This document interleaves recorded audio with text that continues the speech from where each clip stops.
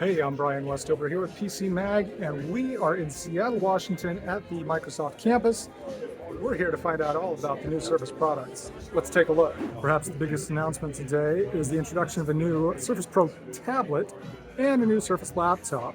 The Surface laptop looks a lot like previous models.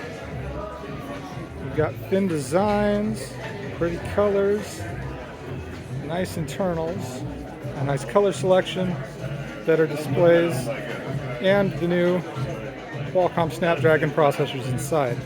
The new Surface Pro tablet gets a number of huge improvements on the hardware side. First among those, an OLED HDR display that looks beautiful. The Surface has never been a bad looking display. It's all about the display. But the move to OLED is a big change in terms of making everything more visually appealing. Better contrast, better brightness, is HDR enabled. And look at these colors. It's available in these 4 colors.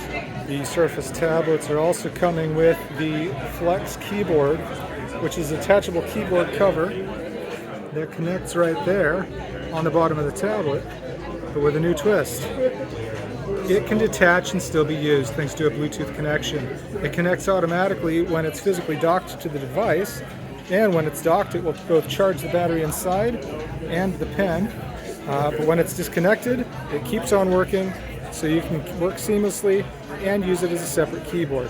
The Surface Pro tablet and the Surface laptop will both be available in the coming weeks. June 18th is when stuff finally hits stores. Pre-orders are open now. For $9.99, you'll get 16 gigs of memory and 256 gigs of storage, plus the Snapdragon-powered Copilot PC experience with all of the features we've discussed, and probably a few we haven't.